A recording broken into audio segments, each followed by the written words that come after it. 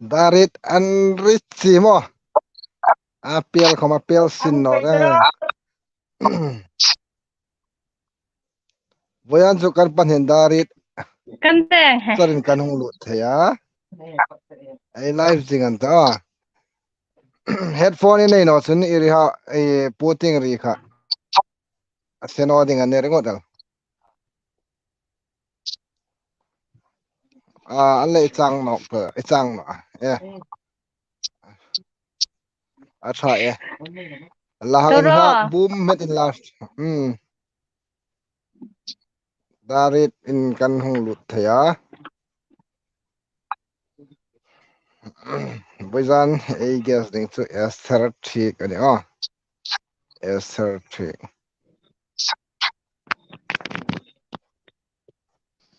Boyna ala juk mai me ni ngata som lut nok ta Oi. Kan tim muk ding he. khang khanel mo khane khan bar thai ta lo tra Oh. An tim pobel. headphone lai khan double roll ka head rek ne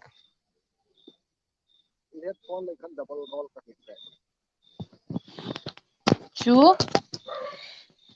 khanang sola Suka kan chu download ka roll thakatyo. kha oya lu thara oina Boyzan darit chara program mangding ti ka darit charin kanung lut thaya tu khan har satna anei met lain sounding panga la sok zoka lo hang ha fan fanai ta masan ke ating pangan thokin zona hung peng kata tu zawa comment hai ei hung sound out dingane Kakan double din ala in cha thata ya Chae. niro sele I hang tan chot ngalai ti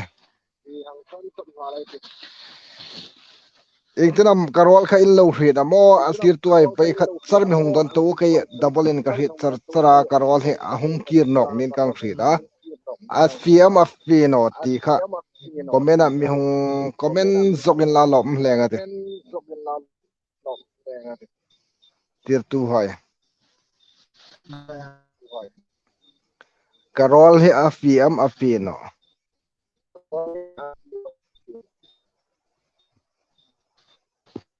karol he afile afino mi hung don zogin la lom hlenga te cái chun double in ka hrit char char re nga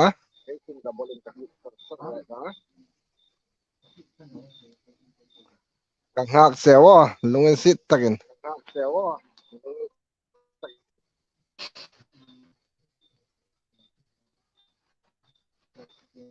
karol he afiam afino comment mung pe zok ro afia chu ana chu double in kui ka trong nak hi ahungen rinok pe ni chu ai sengnor inkom sengnor I headphone khami ju phoi pek zo ta afia chu ana chu double in double in ka mak mo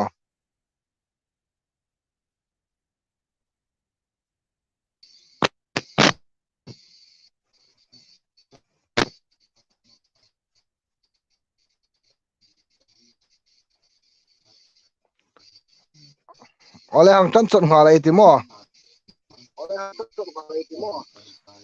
inkom tholawin I headphone kha voi kha che mi ju phoi pek ta I headphone kha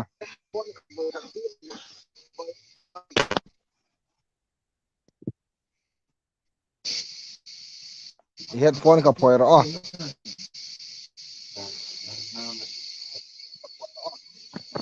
Phoi takat. ole kana tra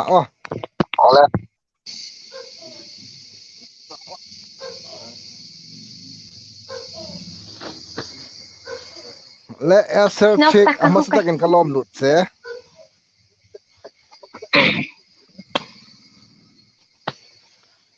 amas ta ga zona ding chu inul le pa ming le ureng examine ya chun in khu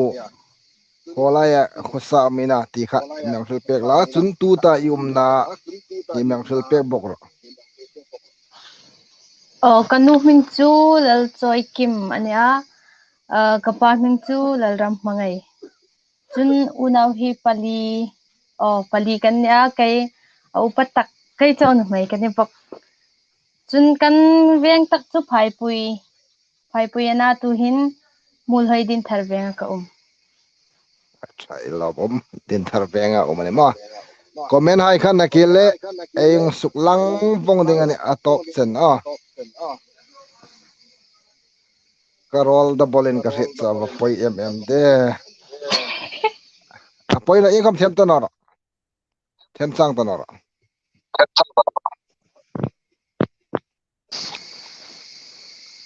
la hi ing tik kuma elo sak thana mana imang sel pek thei di mo kumrit kanin tasak kumret ini ni sak tan mo oh la hi elo sak ron ta view khom kang ringa ina sak ta po pung lai la dit big riu inayam inay chen myang sel pek la kalasak tapopo la la ka di tag chu khalal ro vele na sak Samuel penga ti che ti la ka thai lo na kele kha chu la che yang sak ngai khom yang be se ya ơi chun tu hin la request kam tam tak au man ta ong hi inzan uma la sak lo em kha chu chu ani thai no ding na sin uma la sak chi min ni lein mo le hang fe pe ti ina sak na hin em nang ma ting panga har sat na inei ve am antir na dingin saina samani la sak la ya phing pui fra no mani tiang dam kha la isak changin har sat na inei nang ma ting panga inei dam umam la kasak sot pahin mo voi khatin tam de oi sak hin imani phing pui ting har salak phing pui ting mo tha tir tu ai lo re jing ro boyan chu la asak ron chun a phing pui chaw lak ne ti kho re in la amiru gal chu om to kha en sak tir tho tho ding ne la next question hang fe no ngai te karol chu double bong kang rit cha fuk no khopa apoi na nang ma ting pangan no tir tu hai ai rit tha thei dim chu ka tia mo ka du ngai tu de wa ne e khom chu sei sel chu ta no hoya tu chena ding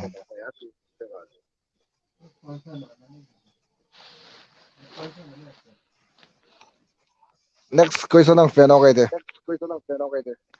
sulfa hi ing chana mi lo in chuk be sulfa chu board exam khan junior chen kapasa board nilo kan venga imo hinga test mai hin elementary chen ka zong ni sa elementary mo ana ibachang kang lom de an no le la pola hin e mi sak laka soprano air soprano air hai chu elementary chun in chuk tir thei kang ring ta in chuk tir thei ve am eitana mai lak laka nang sul pek la inchuk thei to la turngai no le khan mo ka ka chu acha e lo bom sem sem mane boyana e guess elementary sulfa kom elementary pass ania lasak khom athiam le ai hang pe sei boka ila sakna hin sulfa thiam khan athui be se ne hrit veam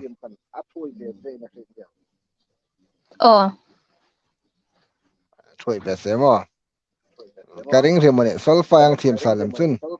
ye at an phone na ding dam an no le kat na ding dam ti ai tam tak ka solfa thim chun chu kan chu hang single khang pe se ya lom sem re mane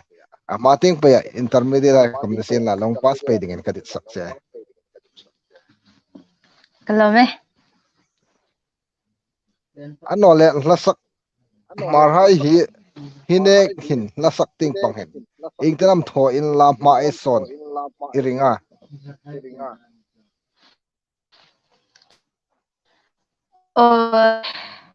hi tu mene so la lo so mi ha len ni kha kha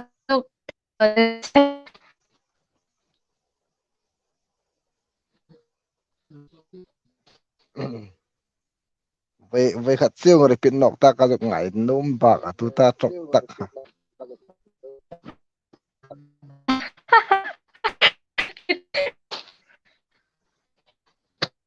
mo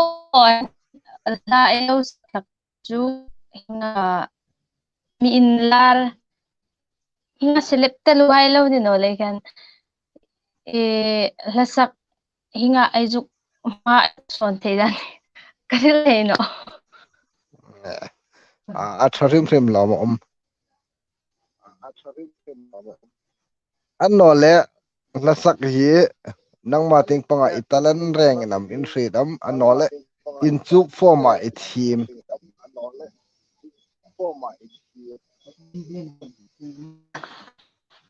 katalen mani khom kasi na chuk pom dilema o mana tim chuk tim man mani le mani chu team le team no khom chun ai an het bek no mi hain team an mi ti ve na ta kha poi mo a nang sun ka team chu itino ding chu e hit sana amiro ko chu la sak team le ne ma ting pe an no le la het la sak sun zom pe itumam ai buyan chu ma khobel mo karol he panin ka rit sada i har sat na tam tak ang poi ka ti khobel in lo rit fi team theino chu no thil ro ai lu thal dik an a clear tu mai khan in ching rak no chun chu a fi na hong til ro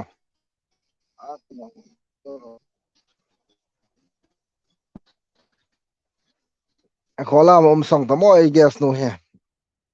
in zuna fe mane o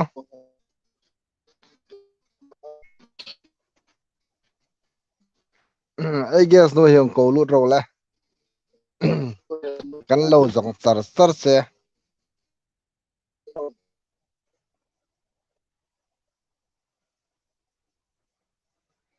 tu ta gong hilang khan ma ting pe la hi la sak sun zom pe itumam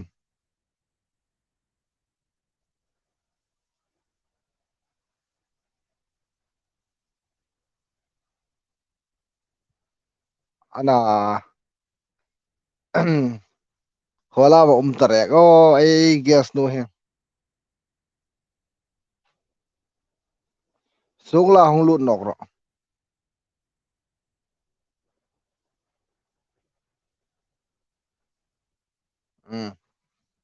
a network ha sat na nei ni ga te lo welcome nok ta ngai te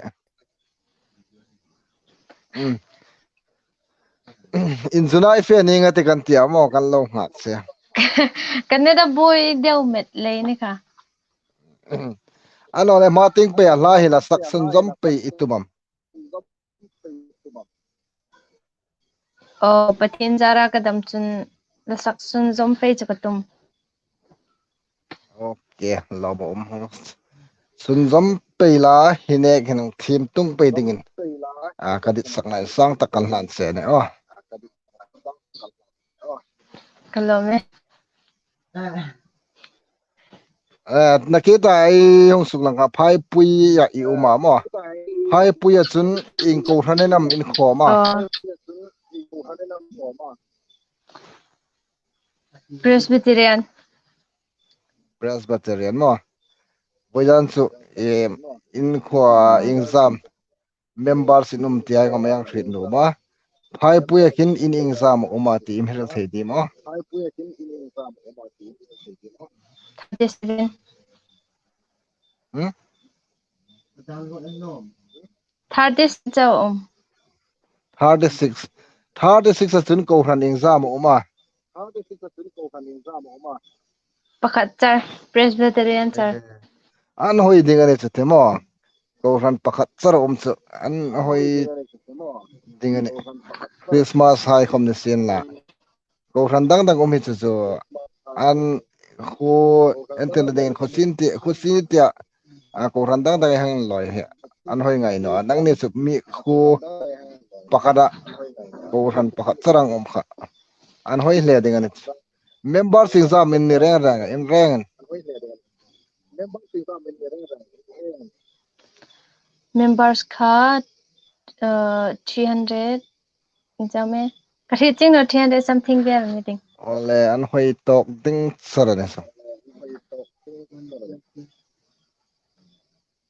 akar bang le zona kai sim pe dingane oh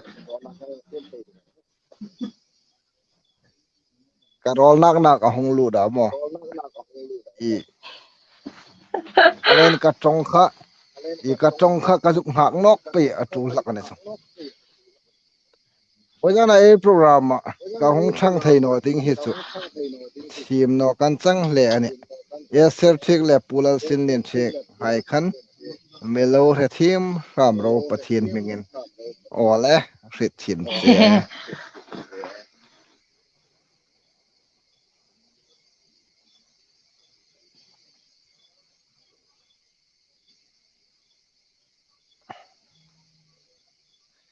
boizan chu ka ngai zong no chu ding ani mo ani nge ti mo ngai zong vacancy ruk le ruk no in donate tu ma chu aruk ta no chu ni o me mo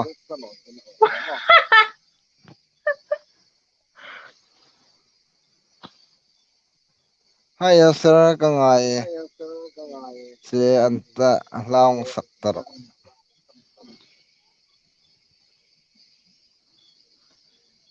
laung saktar aga laung sang phot in la chu nei saktar ding ani a John Wesley hekti afia chu dobolin an repe esir arol le abau chang an ang no boka delay met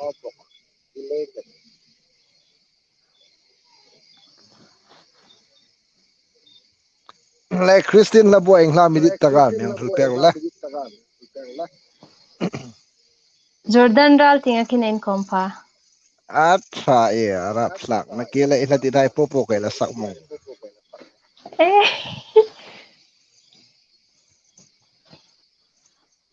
pi cho fi ana chu dobolin na apoi no ngai ti Solomon Mar big fans Esther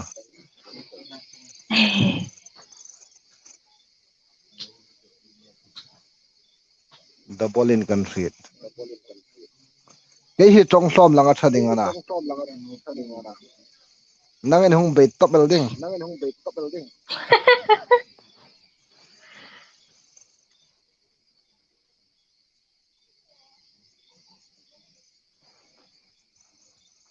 kata dengan ngai hoi bong la ilung re la lo se tar tar la ye ma chen kong suk lang zo nu la yong sak ding a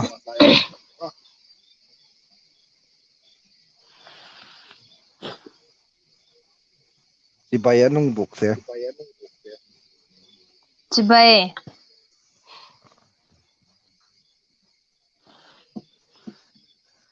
nei tu nei am nei tu nei lo hein don ta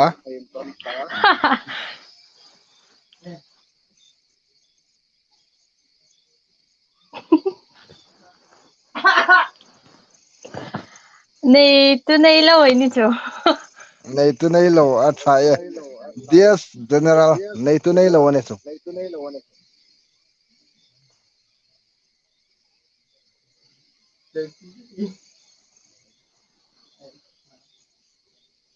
kan lo en mai galaya in thong lom talo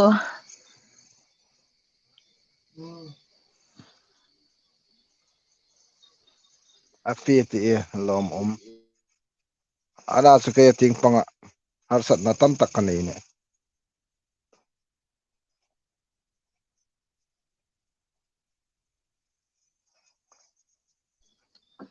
fi mi tho laka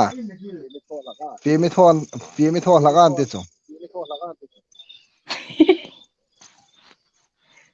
phim thôi ano le email than na san mi hel thei di mo ôi kamel ka chumo cái acha ama no ka chuka shin nangin thai lo ti ni komin nang khan I en da ne jira na nang ni sil theilem ni ole email that dun na san ka don na san che su ing lipstick a min na laga ing mai na la min na la ti ang dam kan na thul pek la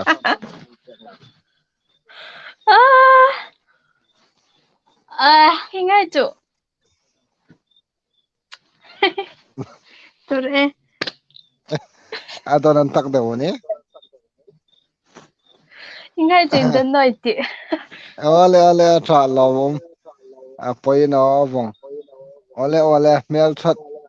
en din ka hong en chom lut throi no email a than ti seng ni chmo alai khan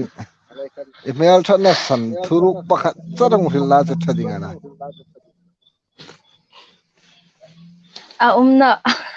na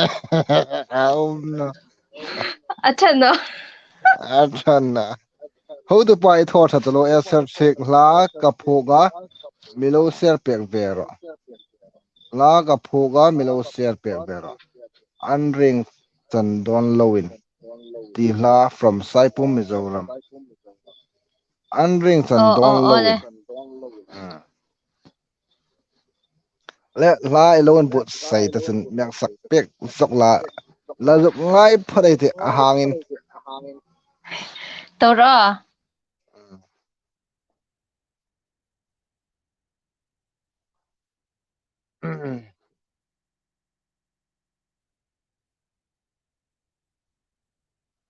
a phing pui chaw no a chaw no na tok charin en sak tur ding ani a try rp ma zo te ai la hlom talwa mo ai la hlom te de hlom ai la hlom de wore mo tu le lung sit takin hang ser so e tu ai mar la sak thim hai hi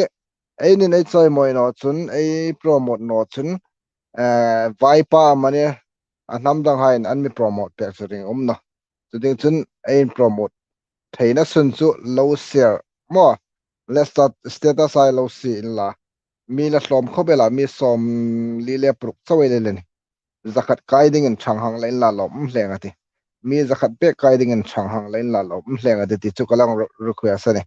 tanga sumin en chang pui theino khomin tanga sumin en chang pui theino khomin asia ting pangkha ma lo hang lain la ti chu e hongan feel ani tu hen mi som li le pasari chawai na lungen sit takin e clear tu hai popon man status sengale group pakhat senga elong forward chun hinekan e changkang ring uma chuding chun thang hang la subilla ti chu feel na kalong si mol ani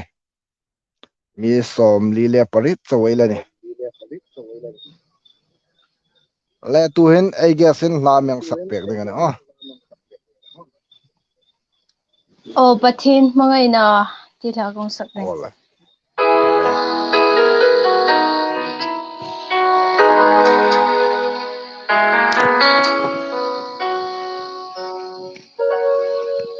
pathin mangai na mak ji ka sui khomin ka sui chuk zo no hing lo ma mangai na sa tun chen khomin hin le lo min in pak wei ka ti che o lal pa Hallelujah, Jim in for day to Isu Berante, Isu Lin Chichen, cross lera atura misandam tu chu in pa to fading kan lo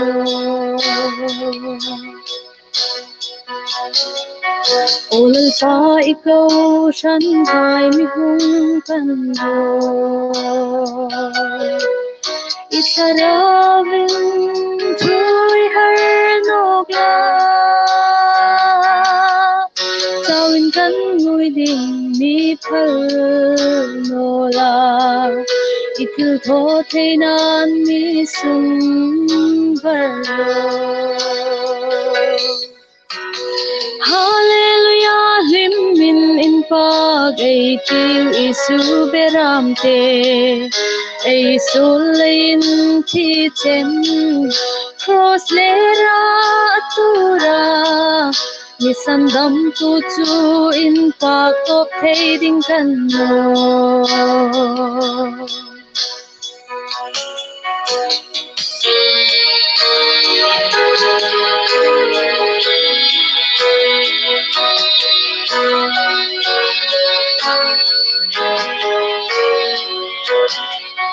Ibon Jerusalem ko pui tharakin Tungkar kan hak langay meeting him now ban Chaple lungay no na rama Mihung troyal taro lalpa Hallelujah, lim min in pag ay tiu isu beramte ay sulayin ti chen cross lera atura misandam tu chu in pag to fading kan no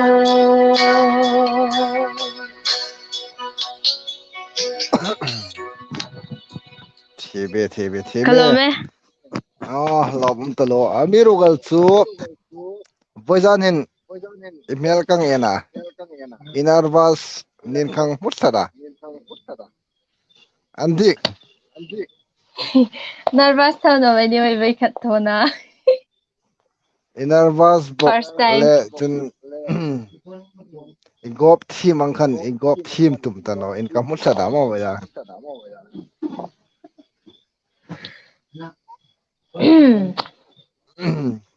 a phing pui chaw non na tok charin en saktir dingani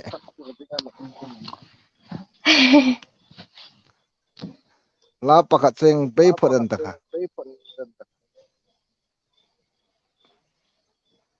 Francis sikhola ma Francis rin lakmo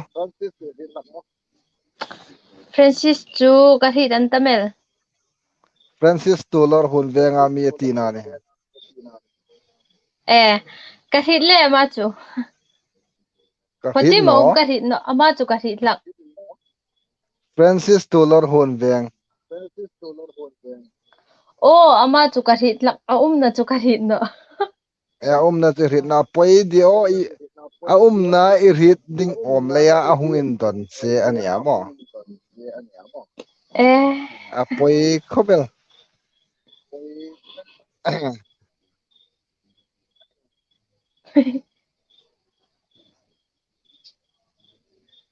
a fi tha e soi sel ding om no lo mo atir tu ha ina fi tha intile lo mo manala amiro gal chu kai ka tong chu ahung kir no kan awayan hen chu ka ti ding ka hil ding ang khomin ka tong thei no ne kapute ding le ka no te ding hai in sin no tung de tun de mo mo inen hoi khobel ke ngagi khobung hin ka lo tir ring che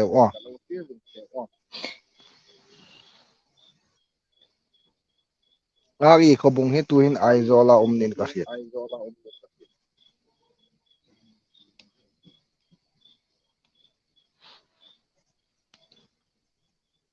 emana khial wong ati he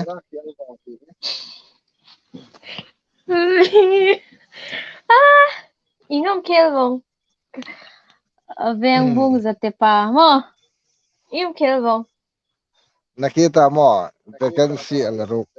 Ila tira taka khel mong at ahong tina no. Hi chu ai ni na hi ching no ma nung shil phi ro se. Cha. How the parts i o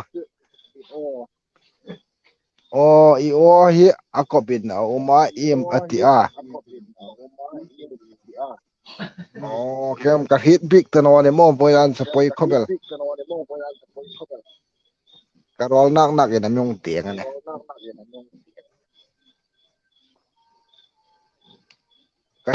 Poi kan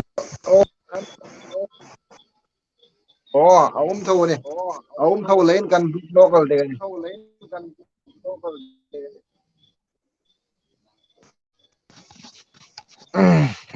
Sir boyana I guess ding hi alak rak ngon ni ngati.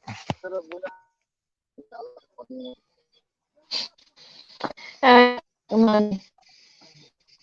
How to pa irol hi pani in asuka. Ami solve pek thein chun lom hleng gati.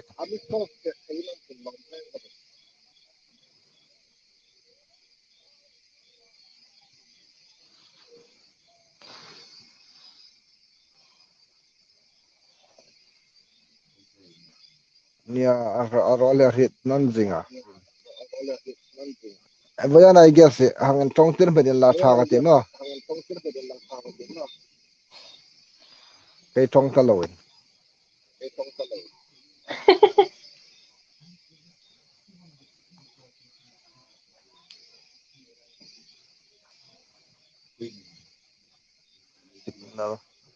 Signal cho atha thun ka hira.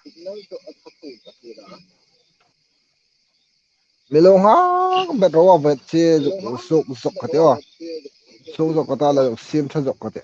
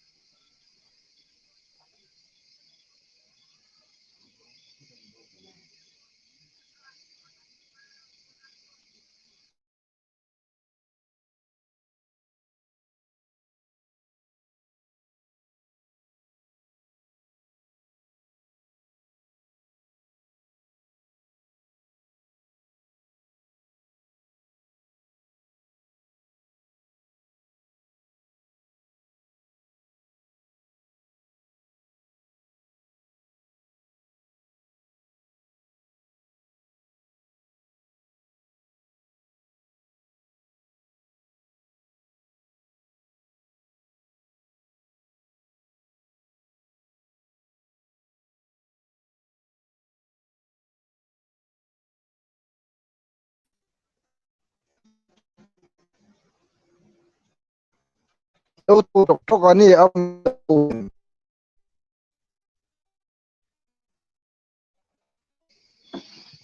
signal au zan no ni ha ta. Ala tho mo.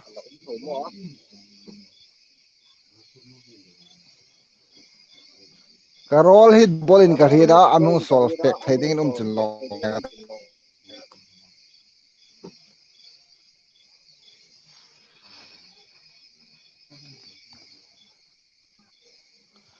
From info, I cannot stop seeing beauty and it's incomparable. Iam is almo.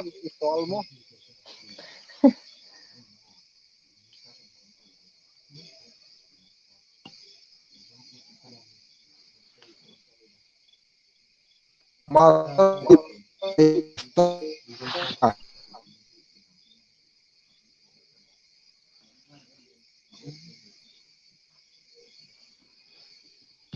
To ro la tuk sok sok pati.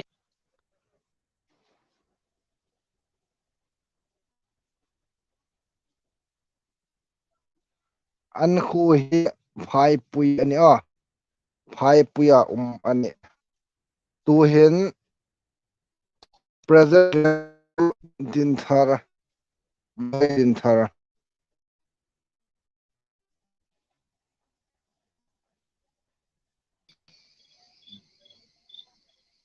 mol hoi din thara a cheng zengani ama hi haplong golf college kai ne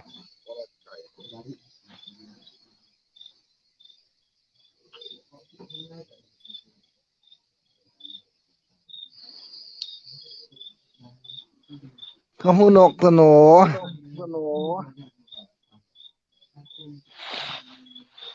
le an nui moi char char de o an tia bo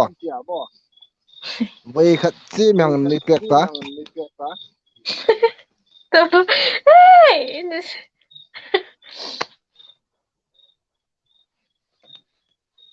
you mean you didn't come? wala man khu ania ho tu pa an khu chu phai pui ani a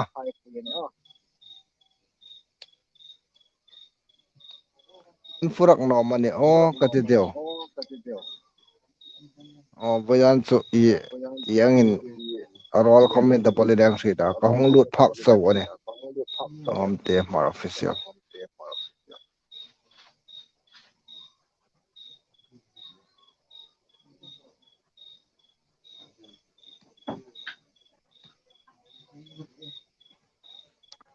anti churet seno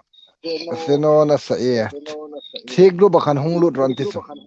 thik ru bakhan ela no ni Oh,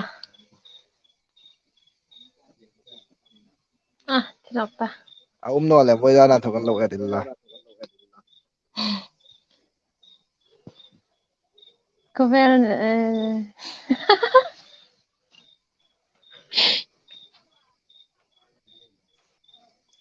indik thayeti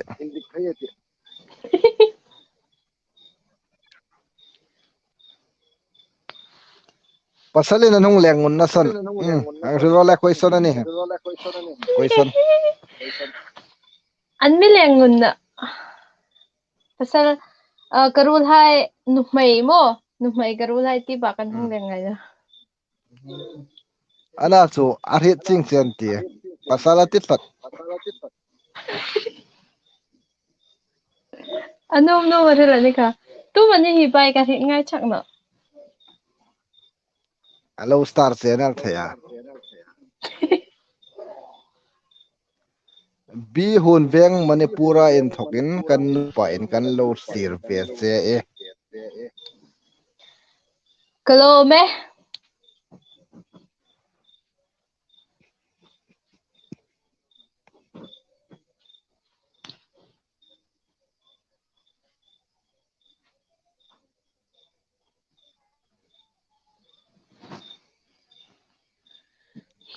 naki kan ka jugun ba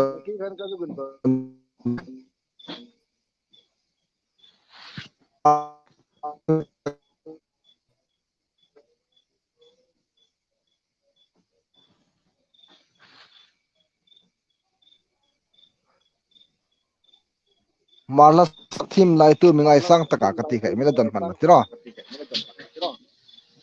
Oh. Marla sak thim le ka ngay sang tak ma.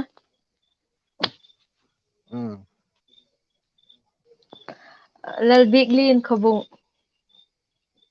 lal biak lin khabung mo ingai sang na san toy tin nang repair ro le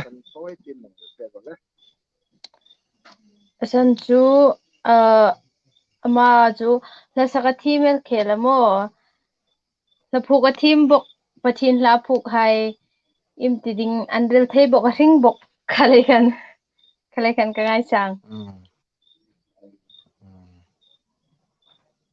acha e ama hi feel hakam Mar bok. Ay zap zilal ding ani ti.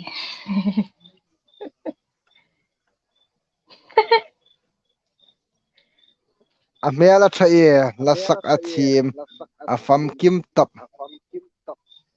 Kalau me.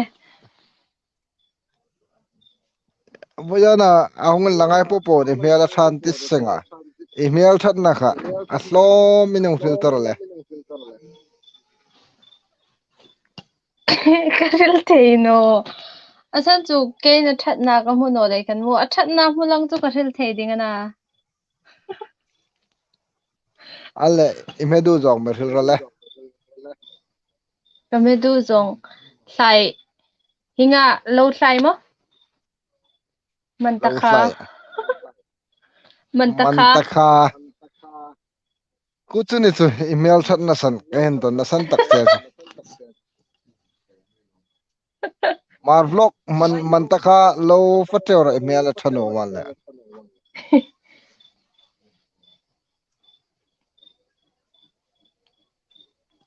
hobialen ingram bunga mi munom taka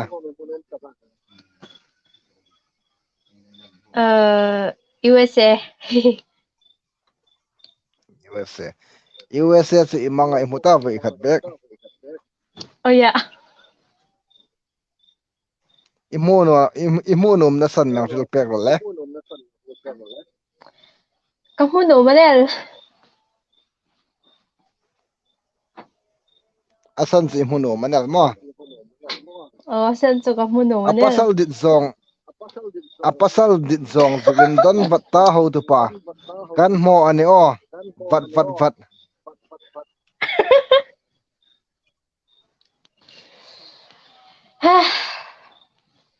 pasal de hei zawa thongai ti e pasal dit zong inti na mai tho ding la hong san ma sara amasa tagin adungin nui entran photla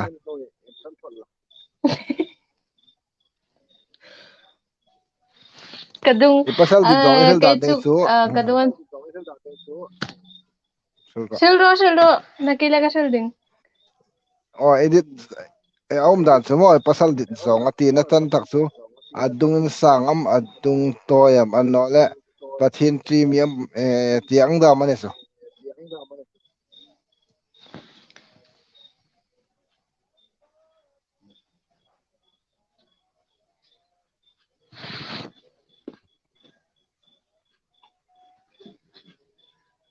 iril tran thei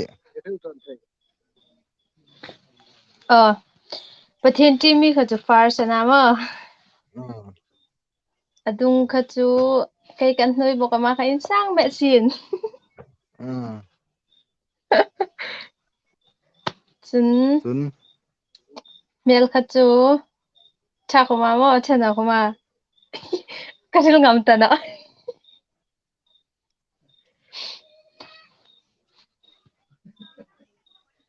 anole a chair ting pangamani a thau ting pangamani chair bek lo thau bek lo hai ka kadungin noi ti chu khome idung chu chu kan reng reng ti fitting zamin oya ka la to imi pu ta kha horam kamu che hun ve nga khan a tha e a pasal dit jok tu ta hong thil khai lo the da no tu ta ai guess nu a size ne ga insang met ni nga ta adit jong chu thau bek lo kor bek lo pathin tri mi a mel tik banga sa mel ing angana lo se khoma pathin rama an mong phot la ti ne sa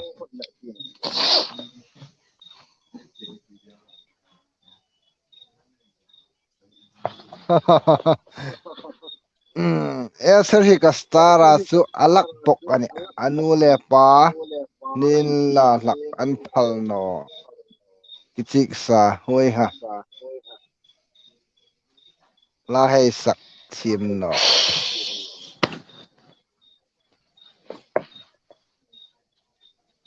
le mi som sari le pani ai kai ta mi zakhat ai kai na dingin som thum vel sarai tu lan ta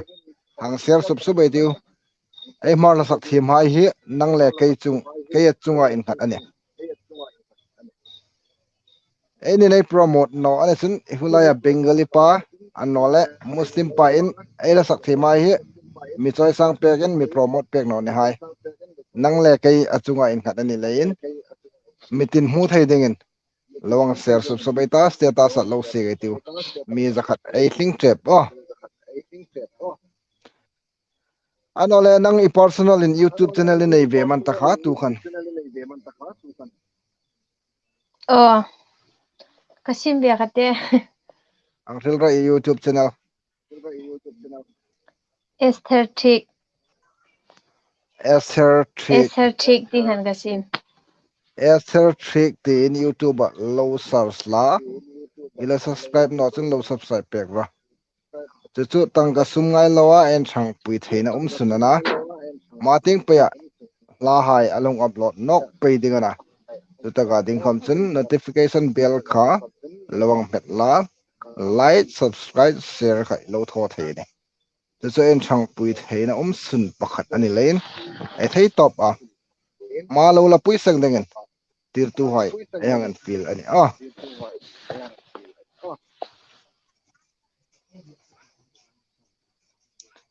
makeup amang na sa talo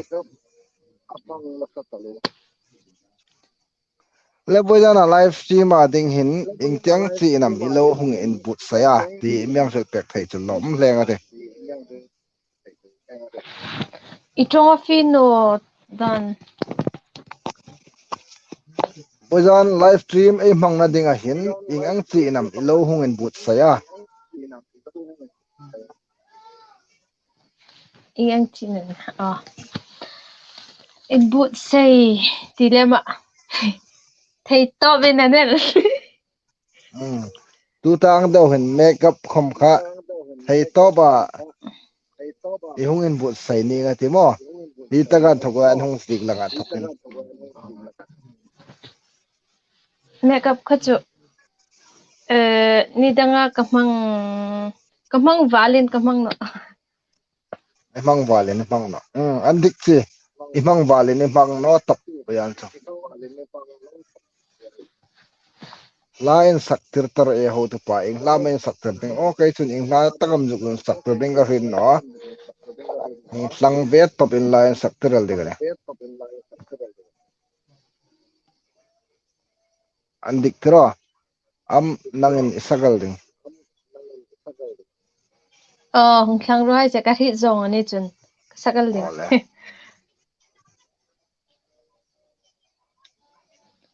Holy.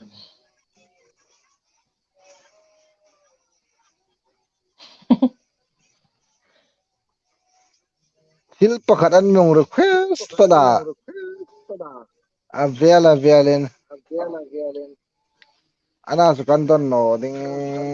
che am kanton ding che ga hil the no milaya in don chi bek nin chu ga rin no I rin nom chun ka hun dan al ding che Mindan tala. don dala a foi no mo Kari no ta. rin nom to a vela mo me soi sa hung tar ne cho lengun don top ka che Francis Tulor lekan inin che anta ti kha mi hun don pek roti ne so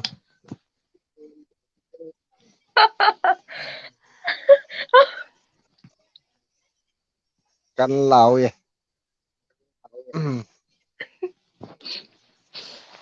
ikut ka pela lan noi met rale Turo. Itong ka ingtin mani mo. Imani an pera im Francis teacher ka ri ta. Khale kan kong kek. Francis ay ti mana lo kek manan ta mo Oya, inga mesil tu kong ka ri no ni chumo. o ka hil tum tak tu Kalekan. hi ni WhatsApp message sa velin an mi hungin to na min ton pek nger an hung tia Francis de khan ing leya inin che amana ti ni so Oh my god.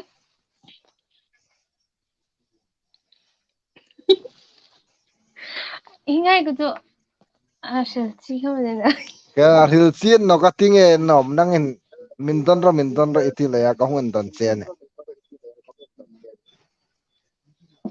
Ihong sildan ka rin no.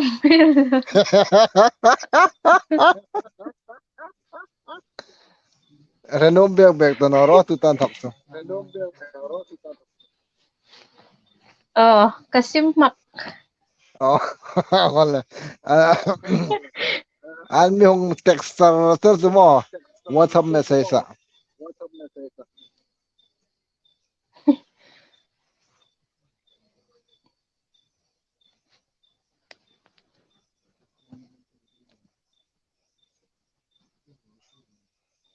imu ching thei Emmanuel mari tumo V call da masama video call da masama Emmanuel mar video call kam lo tho lak ngai ani chu ti Emmanuel number hi ka hau ta lo amo khalai khan atu ta ka mini ka hit no che Emmanuel ti chu video call atu hom kan bik pui ngai le apoi takane na kiale hong hal nok pala che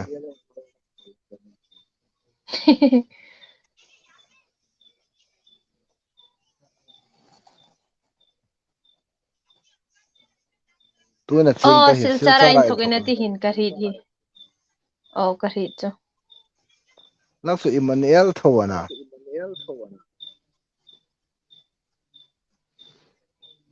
ai vi call ngai na mani nom nom ba silani hi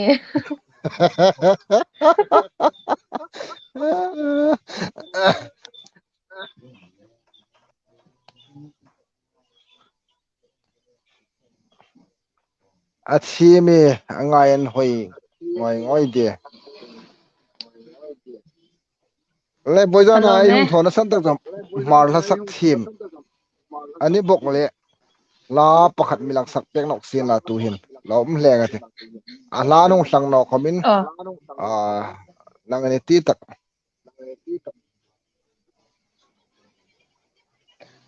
chang khat le thunon char thunon mo poi ole o poina tor a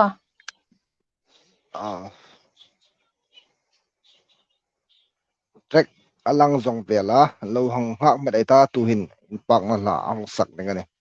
a thim deun lo hang ha ham sa mai tiu ai tiang khan tu hin mi som sari le pali ei ni ta ai la sak thim hai he ei promote a tu la suding chun thang hang lang ai tiwa zakhat pek hang sukling in la lom hlenga te tu hin mi som sari le panga status lo si seng ding in tu ta hlir tuai po po hang an feel ani chun group a in theina na milo hang share pek bero ole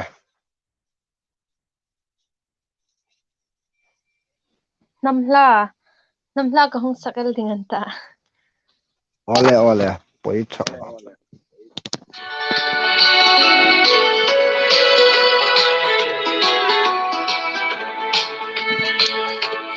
kan leng na thang ram le phai kho sum tu zaleng tin hai na wang kan him na partin reng hai solang an hul na mun sui lung dam nan parang hul jing ro imoy chung nghe kan leng na dâu tlang dung đôi kan to na parang in vô ding la na wang kan him ve na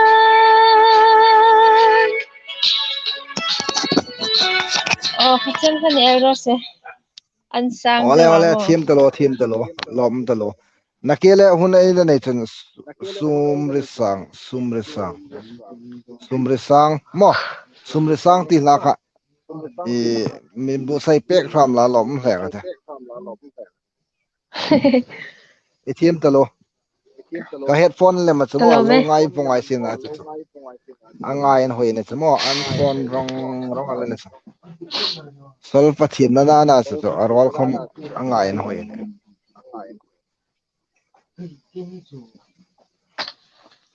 ka hung chawan e how to pa in hnu na ro chung thek kan lam che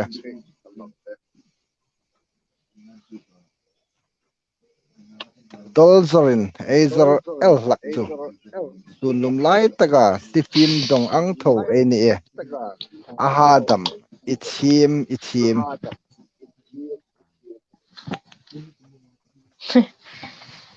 Kalom talo. meltra katinu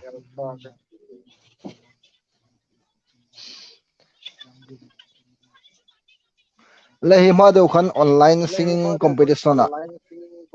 ipar participate be amo khata ka khan kalau hit vedan chun apakhat na ilang nen kang thida andikan no Oh,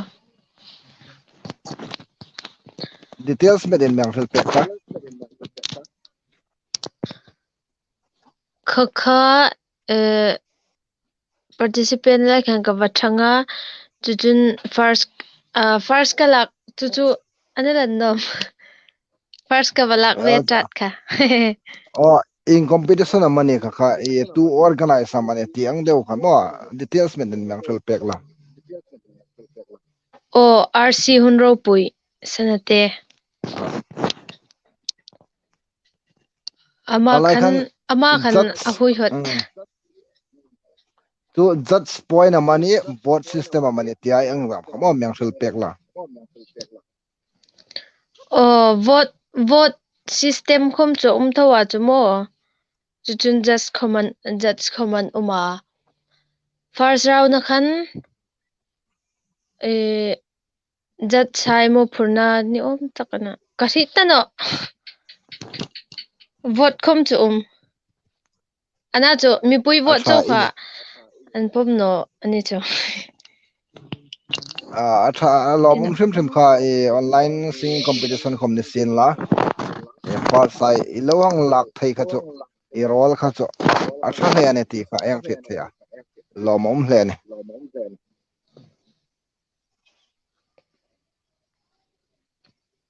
enroll a fi thatalo ho to pa ka lo me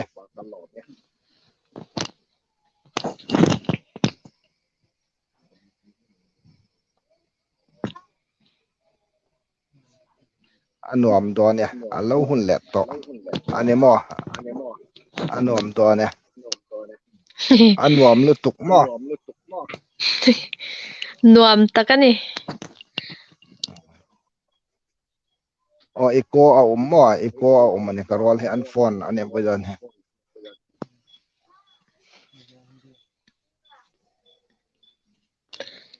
Linda mar kalome nang nei pani mi boi lai lai in mong phone laka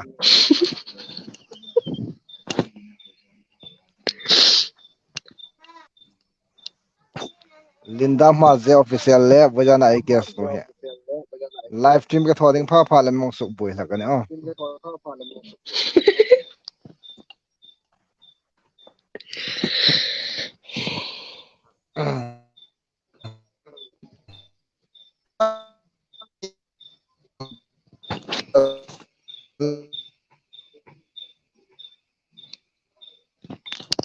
mi bang nei top in e two line gospel singer ne singer hai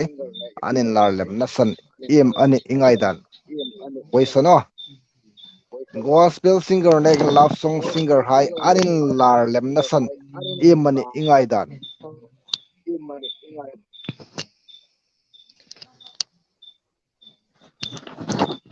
asan chu kangai dan chau kasil ding asan chu tu lai mo social imani khovel tinga thla nei tam ta le hin mo khovel mangai na hla ting hin imani hun kha lobit drone talem lei khale kha ni dingen karing cha ek anole tu hin eng chana min suk ta kolai sai kai man ati kha meng fel pek lo re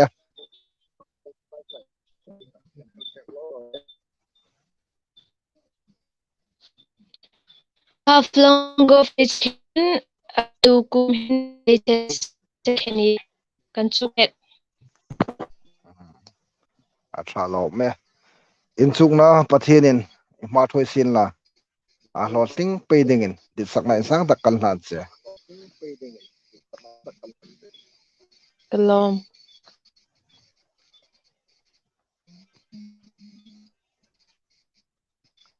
ka hong lut ve chau ani o a thim khobel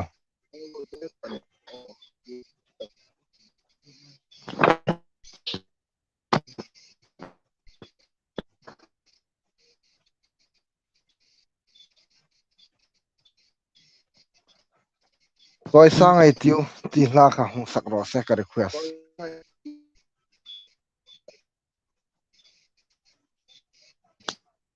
kas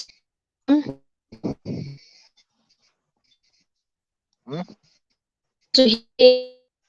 ma le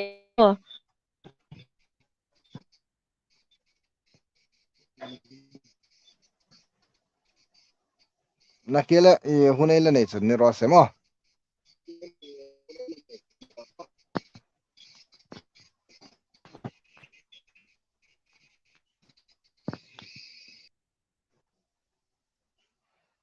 a riat thei tho poi mi lo nia a tha ya lom om ta lo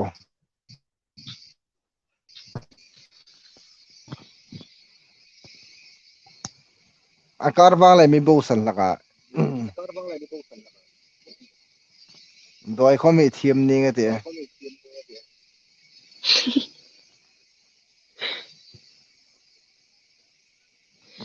ai hong lut ve thei chi ani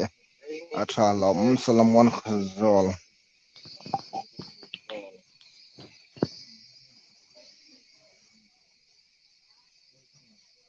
a pela se de o ka ti man wang ani ke hom ko lo so na mel se de o tin ke lo tim wa mel se de o hong tel sin la ing tinam ngai ta oh ko pomel ding asan cho mutun ni lai khan mo i pometa se lungril ruk ta ka sun in hoi te chong no te ne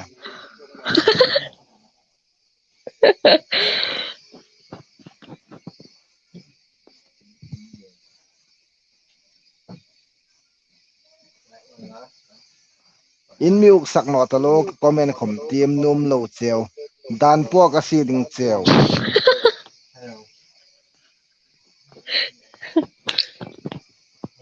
dan po chu ko nom na kai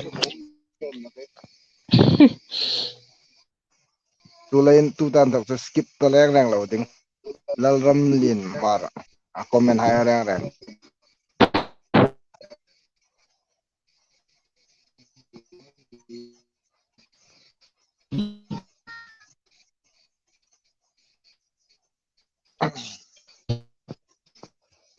kalung ri la me ko ye ti chu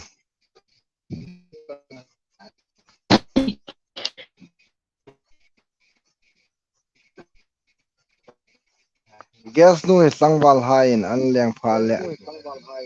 a gop pui an hoi pek trading ani e a gop thim top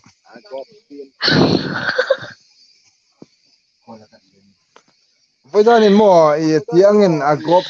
gop rak no ne ni dang khang dang hai kan se a gop the ne o với cho này hun mong heng tin mi nga ya an hoi talu karing yum an hoi mo karing ne kin an hoi acha acha la sak thi main promote na ne bok gop gop ko se ari taka a tu da comment hai hang suk lang hai kamo i tagan to kan in chuk ding dam alo mane chan ti la ya ha comment hai chu skip thak lo wa ai hang tim zo bang tum ding ane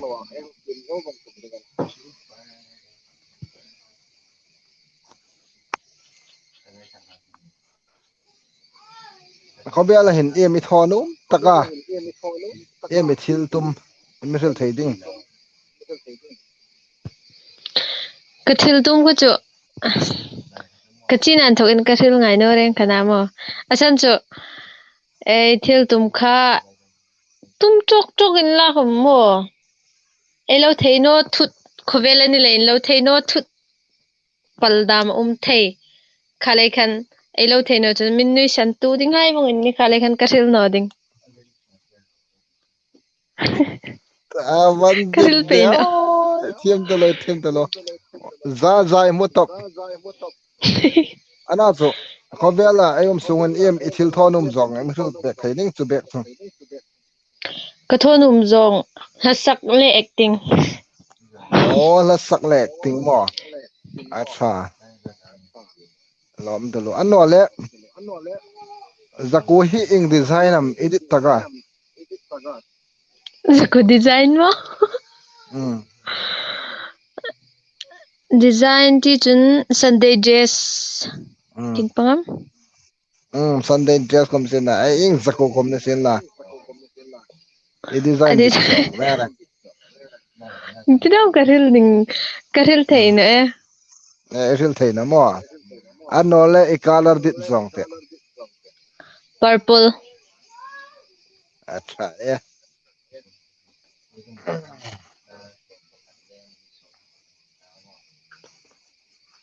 in chong pani in a fi ho tu pa lom talo akale i thum deu deu en rol ka rit laka ahung leng an mane o ahong leng an no ka sungai an ni acha numa mo kajukin phalam na san chu hunei mang so talo chun in leng an chun kajuk tia kala jukin ton channel o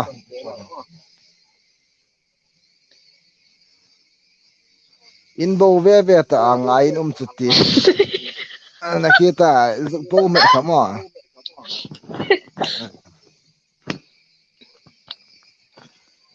anei ala hung ti tal tal ani chu som lung tra ingam ka nei ngai zong anei tiang dewa anei ala hung ti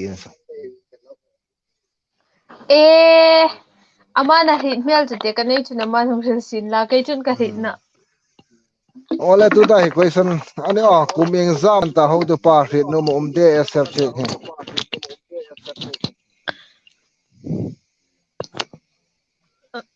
kumsom parit kum som pare din nakita in chu khai man ta kha ka luk hrit nok na a HS second year Polsom pani kum som pare a puising lu ta oh tukum kalut tu kum puising lu chaw mo a lak su ke chu no ngak puising ka lo son cha puising lu chaw sa te mo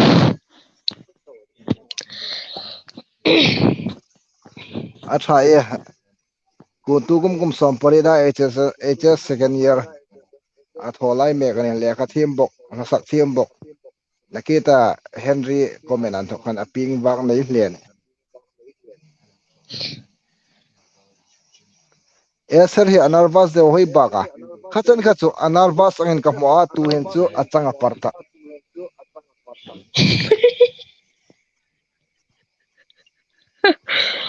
tu hen chu partop no parmet met ke ne khoma achanga parliament ta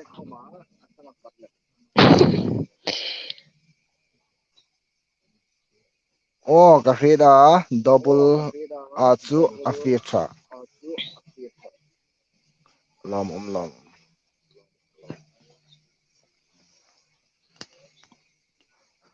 ale i sumri sang ti hla kha imang sak pek thei ding o ka ngai num ba ka e toro kha attack kha mi bo san ta ngai nora i zong jing ro khang khan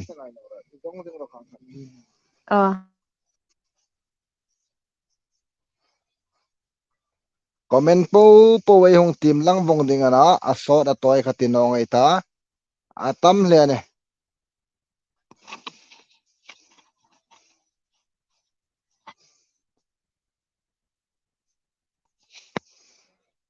comment ai po yung suklang vong ding ani o tu comment kom ka skip no ting comment atam po le hunai mang sot ting tinan จัดกันละจงเม็ดอ้อ zong jing ro kha kan e na chu bo san tangai nor tuwa ala sak ding he athiam ka te khobela sumre sang ti hla ania apoina e chang khat le thunan khom ni sen la a anga en hoi khobela tu khom lo out no ro tun som sari le pali ei umane som sari le pali ei uma nakita e tiang khan zakhat akai thein mo som ri chen e kaya e tanok pe ne zakhat ang kai tum ram min la e hang nom hle ne tuding chun tir tuai thang hang la sup subilla tuin som thum le panga char rim ei dirane zakhat kai na dingan tuding chun thang lo hang lai la lom hleng ane ei na sak thim hai e hang promote na ngai pek la tuding chun e ma don senga thang lo hang la la lom hleng ane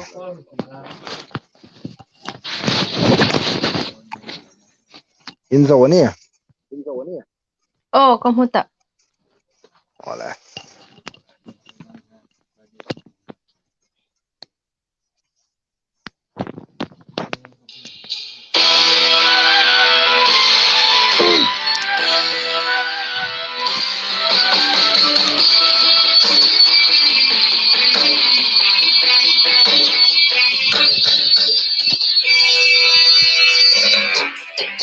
Patin sa puti maring umangin ahun taka hungin lang ya ami hai tui pui tui kai mel mon he ban pheka tim ram chu tui lu dingin mai lit su min an ma atui tale ram trolin khom an mo tin reng a pe no aku mapathirin ko atong sun sang hungin langin ko bela tui oi toro phone nervous phone din pada nervous din ka phone hung a poi dia I phone ni ka to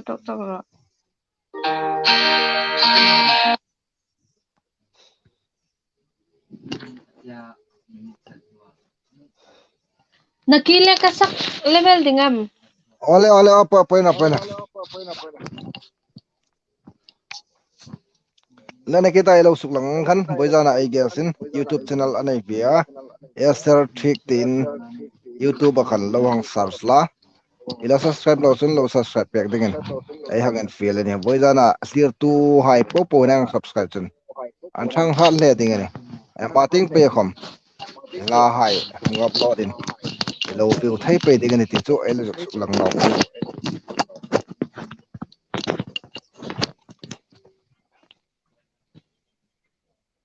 anong lengun kha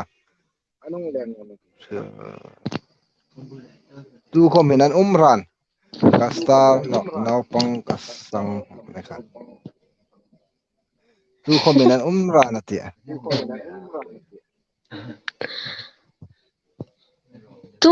tun umman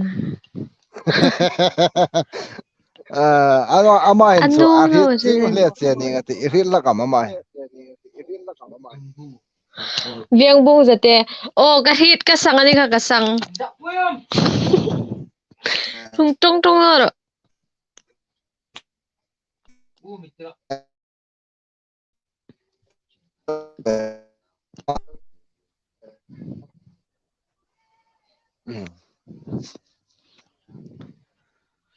comment ala tamani o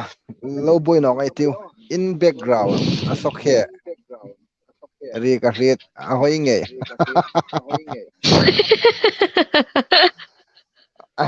kai chu sokhe no I guess nu ting pang henal the ne oh kaya tingani ding kanunga hin mazu pa ni no mamo chu ma zu ai chu Andri suk lang ma setula chu ma zu ai chu ka munom top sukla suklang then ni no andum talo mu theino tiniu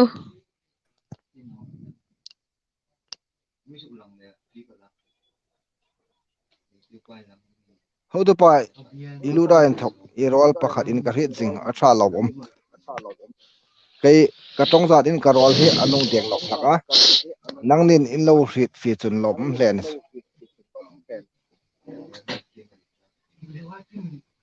mi thiena ko ma pu sel kai voizan chu arung kan cover pui ding ane voice kan whatsapp message hai kam ka mu a pu sel kai mo ama hi nam ti nga milowin mang trangkai takani ti chu kalau mo pe a ke khoma e ka tor pui khobel pui ka ti khobel voizan rong hak tu ding hai special la thara lalpan thumsin la seo in cover na in khom boina har sana tok lo ding ka dit sak seo ane ka hong lut man chau ani ho tu pa ka boi talo a lal tha zol mar lom man talo a to ma po hong lut nai kha thane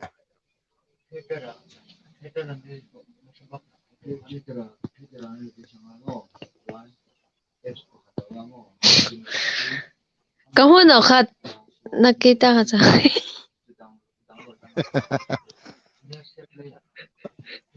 Francis le inin thedan in thil tirro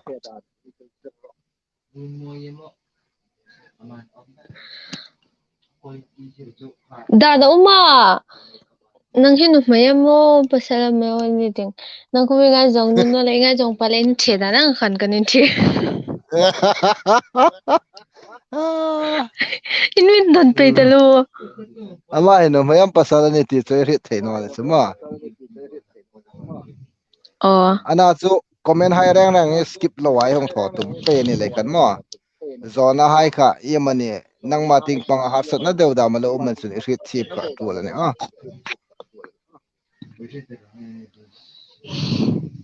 Eser hi lasak thim in dik tak ani a rol hi analin ngai an hoi hle ani kalom talo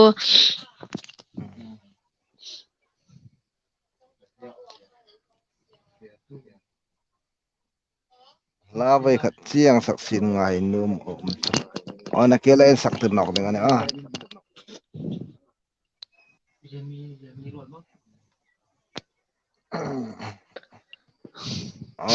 nakita ahong don ta kha how to buy roll hit the ball in and hit pay ela kem ko hit team big no ne where to in me hit team na kong ne ne amel that na san a hil thein o chun cheng aman char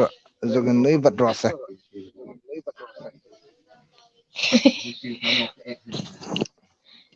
oya in nui chun hieng tholo ding ikudang ikud hen tholo kan ding nui kan nui char char kha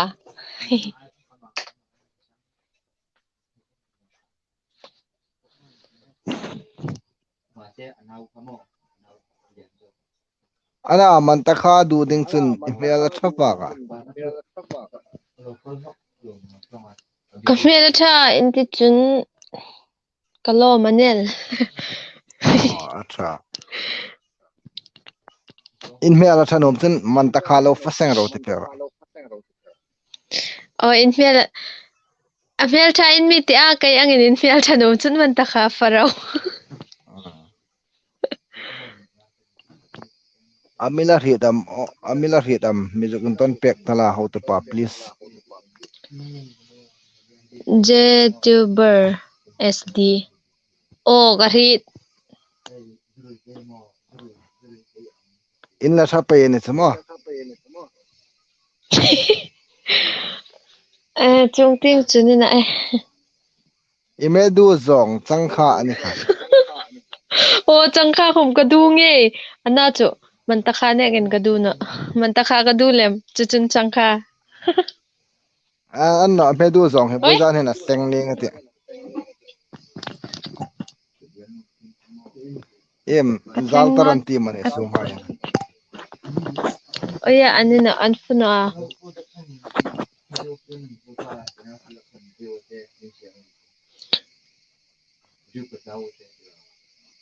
Ato mani hi ko hi. mujane Francis an lar pa kala Oh, ini ne ganan lar. nanga ne gan an lar ta Francis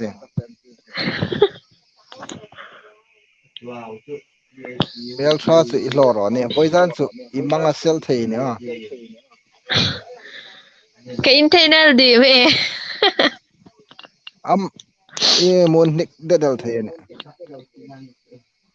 Ai sit tan mo. sai phai Mizoram a in thok ipi mang nei kim hai sung ku kan lo en jing che os thel Oh, kalom talo.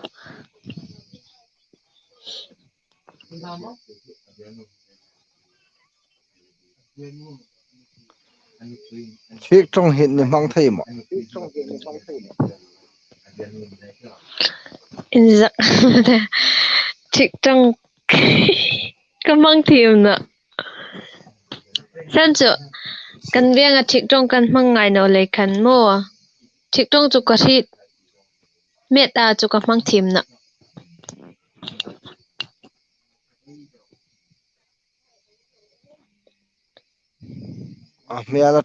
me ala tha e bong ta mo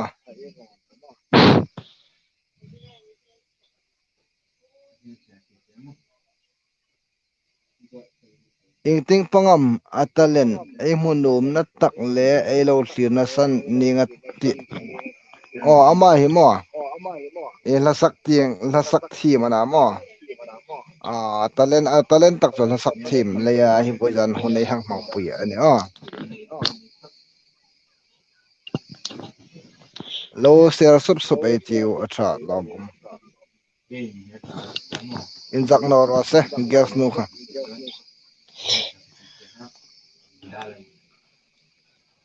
Kan jak ho de tu po no wang e ka. ser kham me lo trai pek ro an tak rege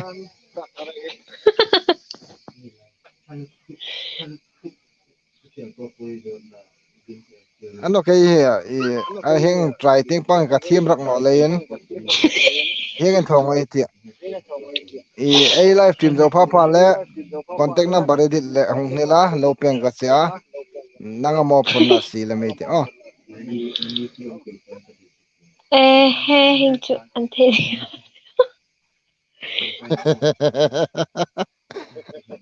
im contact number impact su abuya Bui lo na chu iduk tho tum da ha fer no me da. im a fair no melo trai pek ra ti le A khan mo fer. contact number peng ka cha nang ni lo ra inu man lo trai la I thu ne ka ti pek Oh, andi oh. kan no im Cha a fair cha. no na A chi. na to ro a fair no na mi la ril role A fer no nam na kati mai mai ni ka. mi zakhat ai kai na ding mi som pan hi charai bak ta thang juk la ro le mi zakhat kha ai target tak ani mi som ko le pali mi paruk ai la bak ani reviews zakhat ai kai na ding muda ai guess artist ai thang pui na nila malamin mo ang thang fan ai ne mi som ko pasari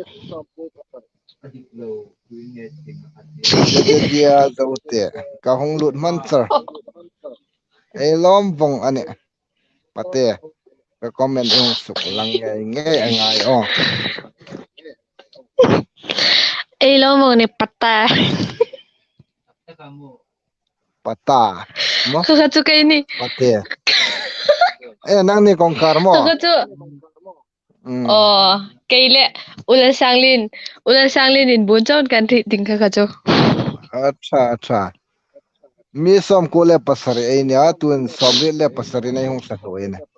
ang thang fan ai tiu sai vate vung lai hi tu ta big an chung no abang nei pata anel pasal nei ma po kha chu tu ta khom alan no he he avan dik de Francis ta khomalan no tu ta ko manan na tu ta khaman na awang nei pa ta tanal naketa Jacobin milo trai pek rati ka ama ta khomanel theini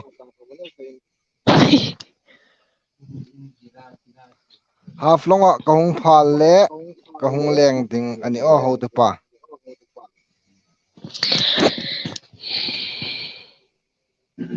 Michael Tuller poilawa mung leng ro da mang ti tala hong leng ro nang ni lo boy som dik nang lo moi som ni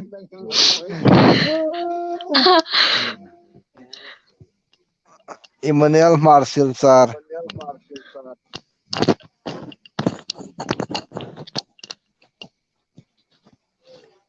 cái chỗ đó pa quy kan loi Paul Puinum eme hi kalan Paul Puinum a felin a big an hoi mel tra ka ti zong takane simrem mar rilak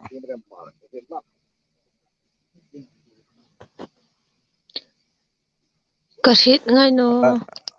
alan Paul Puinum sen so i fel mel a big an hoi te ma Bojan ai thona san tak he rilan no ai kalom ni marla ya la sak thim pe ania esel mar he mo chulain ai hung promote na ani ti khai ai lo hrit seng ding la sak thim pe ana ai ni mar hai a big takin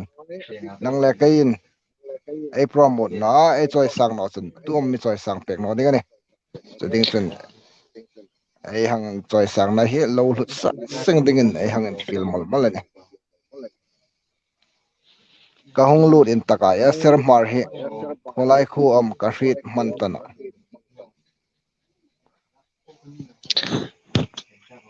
phai pui kan khu chu phai pui phai pui ani a phai pui anu ha mel thata ani o mane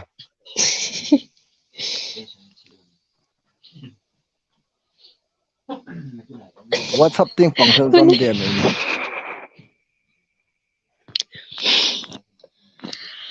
hai ha assault an tamo shel zomaiti iwa hei thim de o kalome a thim top ani e kalom talu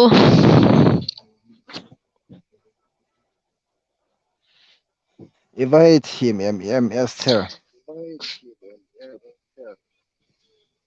ma khom hi la sak thim tho kalai kan thim imilau ti lein kalom talu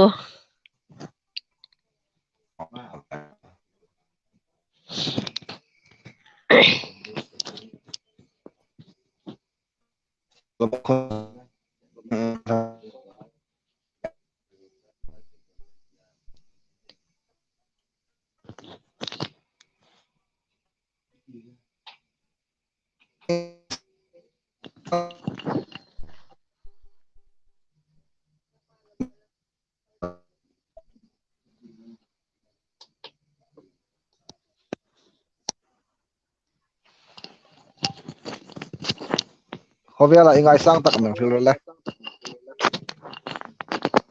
khobela ka ngai sang ka hau talo khobela ngai sang tak ti ding tu silding ka hau talo andre ngen anno mo ka le silding darka ten ve bek nang khel pek phala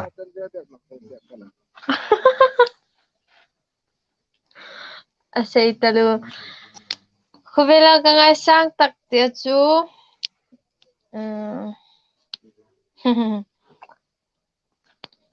hinga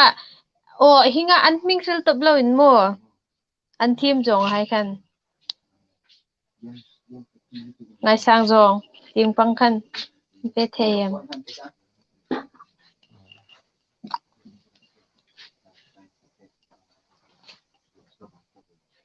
ka khobela ka ngai sang jong chumo khobela hinga ka ngai sang tak pol chu hinga sa sak team hai hin ni a chu chun second a chun ball team chu chun acting team an ni boka atam chalo ana tu ta ball team yang ti tak ha ing ball nam ni nga ta football football mo le tu hin mi som ko le pan ni ai oma za akra ting na dingin mi paret ai la pa ka ni so ai lal te su avak kuine nal bang bang de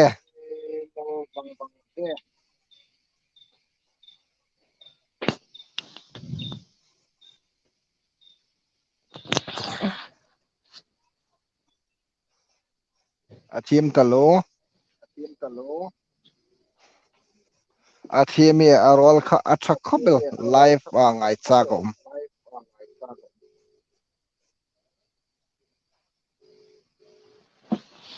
e team a ngai sla khobel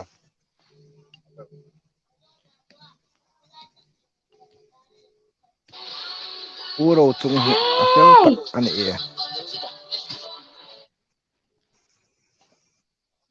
ole i thil pakha cheng ur kha che kha khang ting pang ha chen nong play back ram na ro copyright ngal ding ari aman puk bai chen chu to lain please ro ang sap la ka chu let me play back no ram la lom le ka ho de pa kai chu in sil hai khom ka ri thei no kul chau ka en el ani an kul ngat ngadel ani a ma ting pang an network a thano lai khan mo an kul ngat ngadel ani ati ai hinga idu tho pa mo inghok taluta nin kang thida ani inghok kan ta keimo oh ka hok no ero he nang tholak imo hang tholak mo inghok a hoyen ta so katit ang nei jong sa na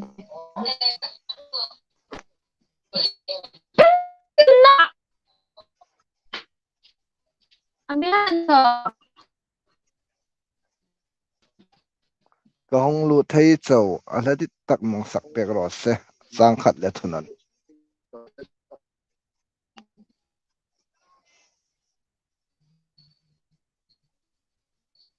ton na ke le lalda ban kal mi lo thiem met ro na ke le oi sak ta ding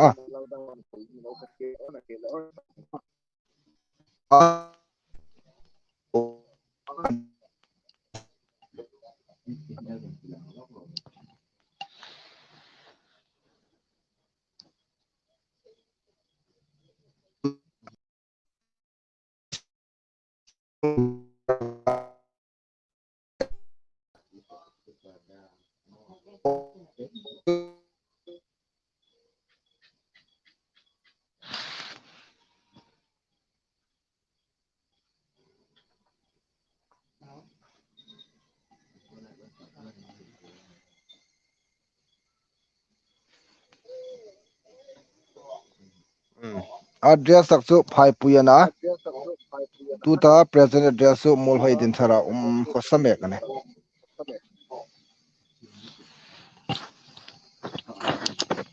hong lut bezul ame du tak dom sa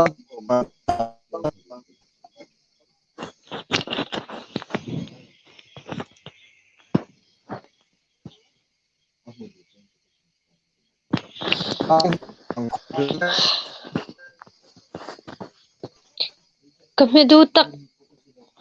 man takha katitaka eme iti ha kamedu sating pang sating pangwa bongsa bongsa ใช่บุฟ้ากับกูนมตัวไอ้ตาลิงชนบองซาอดูตะกันนี่อ๋อ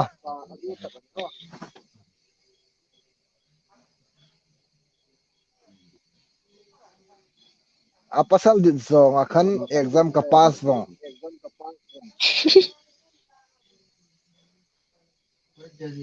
itana mo ngai tu ding zakop mar ka ngai tu bak cha ama hi manipura umana mo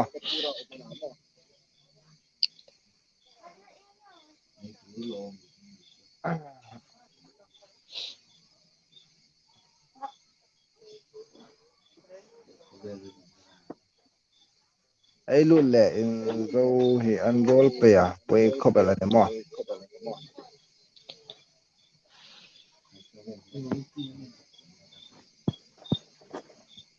tap tebula ho lempui no mo umba ga ho ta pa phai pui alan sin anga yani phai pui alan sin hongin anga zin ro yani hongin zin nghe ro cha senang robin la mo tap tebula ho lempui la adu thu samani chu rp zote ka hong lut man be char arunachal a in thokin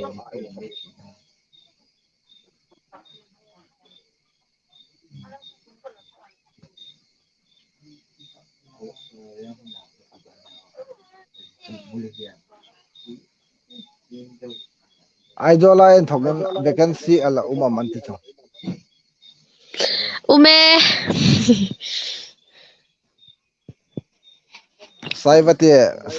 saibate bunglai chu tu ta bi kan la mo ti ang deu khane ithil tum chung chang ithil ngai no thu le asan izuk thil kha ka ngai dan be sar ane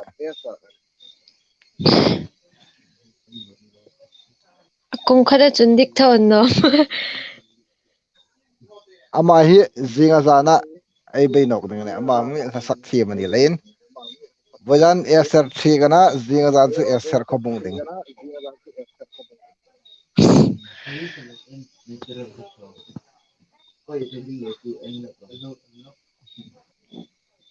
irol hi chinhi in ka hrit ani ho tu pa o ani nge mo kalo sim thei tan a he poi khobel boyan chu ai hang hrit thim ding in phalam ngai lawa ho tu pa amuna ai leng phak si no a boyan chu ei ta ani top angayal ro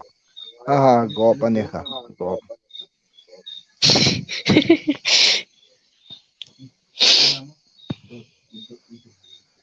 big funds in pani in ngo zai on bankal lomom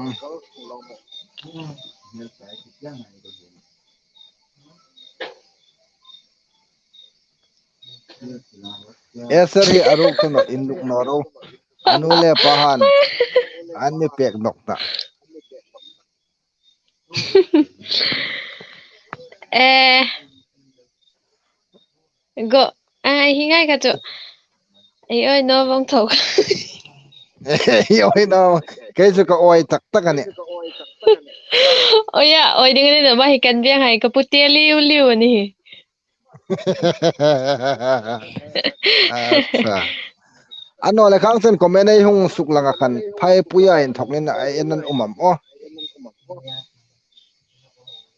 ahong sir ven umam o phai puya in thokin ờ patni chun an hung comment kha ana chu lo clear ve to lan ti comment an pek nga chu mo asan chu ti angin net ole khan mang the no ding ani lai khan ka hong lut ve ta e manipura in thok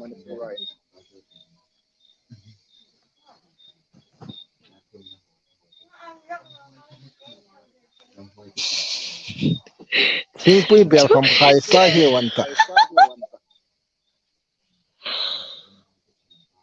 eh lo khai rồi katak son thowe lo khai rồi ko hung phale in chi bay tiu ithiam vong vong e kalo me rock your body hong sakro se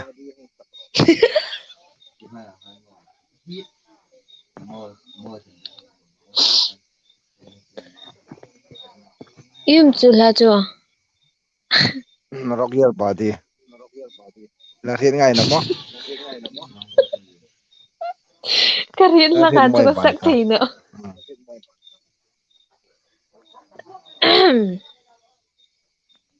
kalau try tum vial kha ser hi He.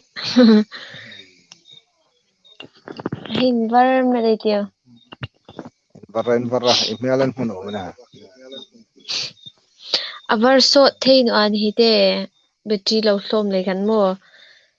la ngai slak phot kan no ma hong te na ke le kan lo na ho de pa email sa ba ka startup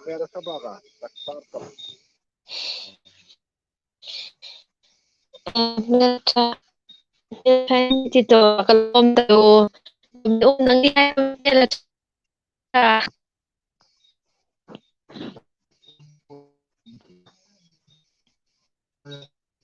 oi zan hin ilak le lak no in singa te 18 na alak le lak no so nakile ka hil ding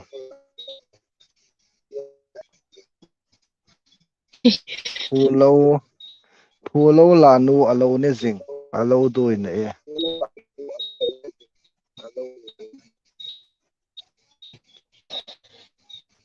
Got me.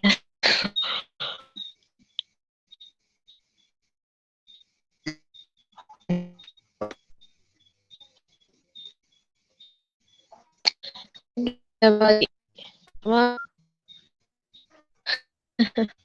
hang sung ngai te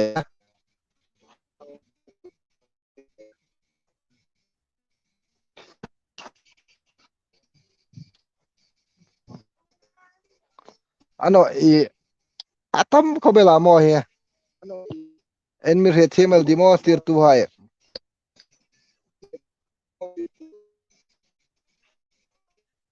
et kom he an fu factor ka hin no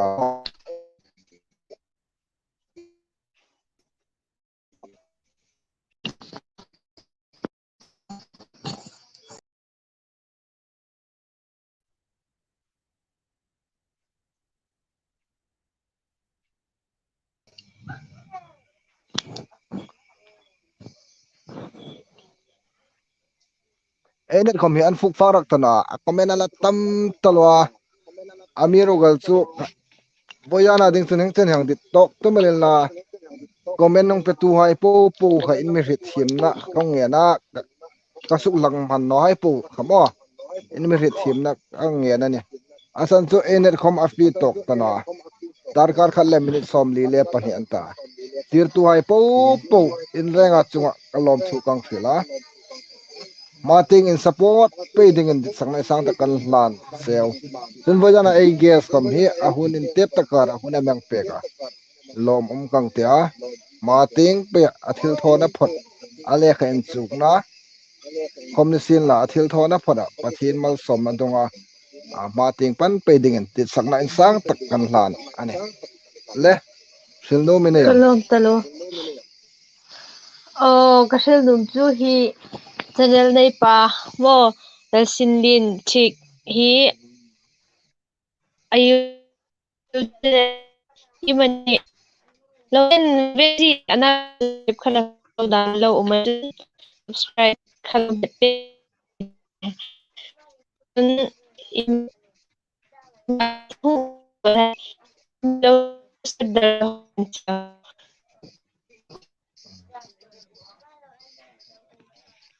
lam